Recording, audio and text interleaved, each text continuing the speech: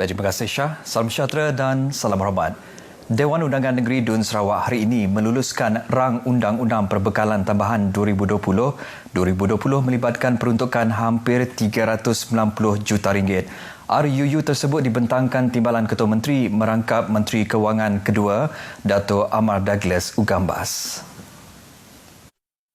Menurut Dato' Ahmad Douglas Ugah, perbelanjaan tambahan itu diperlukan untuk menabung kos pelbagai kementerian dan jabatan. Ini kerana peruntukan untuk kementerian atau jabatan itu tahun ini tidak disediakan atau tidak mencukupi.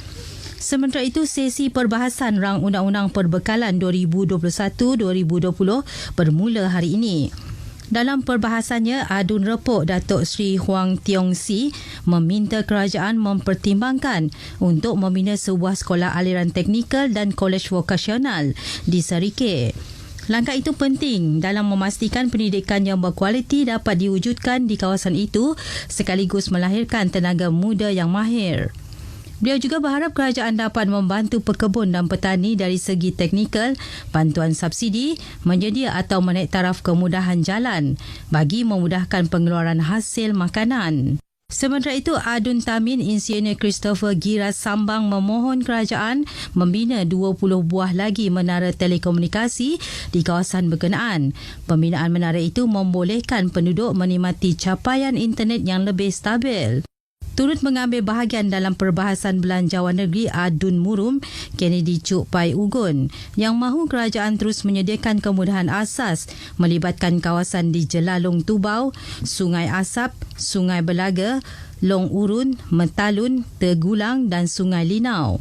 Beliau turut menyambut baik inisiatif kerajaan negeri memperkenalkan skim pembesaran kampung dan skim penempatan semula.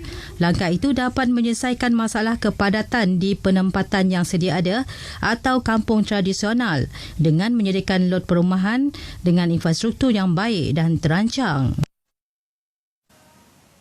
Dalam pada itu, Adun meradung Dato' Ding Kuang Hing ketika membahaskan rang Undang-Undang Perbekalan 2021-2020 memohon kerajaan terutama Kementerian Kesihatan Malaysia KKM supaya memberi keutamaan kepada pegawai kesihatan dari Sarawak untuk mengisi jawatan tetap di hospital-hospital di negeri ini. Jelasnya, KKM perlu telus mengenai tempoh dan syarat pemberian jawatan tetap dan kontrak kepada pegawai kesihatan berkenaan. Beliau juga meminta kerajaan untuk menyediakan dana bagi membina rumah mampu milik atau meningkatkan kemudahan infrastruktur kepada penduduk di skim penempatan semula kampung Malaysia berdekatan dengan Jambatan Merah. Turut mengambil bahagian dalam perbahasan itu, Adun Daro Safi Ahmad yang mencadangkan kerajaan Sarawak mewujudkan syarikat telekomunikasi sendiri. Jelasnya, pewujudan syarikat berkenaan penting bagi memenuhi keperluan telekomunikasi di luar bandar yang ketika ini tidak mempunyai akses syarikat telekomunikasi walaupun pembinaan menara telekomunikasi sedang rancak dilakukan. Pewujudan syarikat itu juga dilihat tepat bagi keperluan jangka masa panjang rakyat di Sarawak. Terdahulu dalam sesi pertanyaan jawapan lisan, Ali Dun dimaklumkan bahawa para usahawan industri kecil dan sederhana IKS di negeri ini tetap menerima bantuan daripada Kerajaan Sarawak menerusi Bantuan Khas Sarawak Ku Sayang BKSS. Menteri Muda Pembangunan Usahawan dan Perusahaan Kecil dan Sederhana, Datuk Muhammad Narudin Majais berkata, bantuan itu selari dengan pakej prihatin dan penjana di bawah Kerajaan Persekutuan. Katanya di bawah BKSS mereka menerima bantuan dalam bentuk diskaun bil utiliti sehingga 25%, penangguhan bayaran balik pinjaman selain bayaran sekali beri RM500 untuk pemandu e-hailing, penambang, pemandu pelancong, pemandu van awam dan pemandu taman. Datuk Muhammad Darudin berkata sebanyak 1,889 permohonan daripada usahawan kecil dan sederhana di Sarawak telah diluluskan di bawah BKSS dan hanya 10 permohonan ditolak.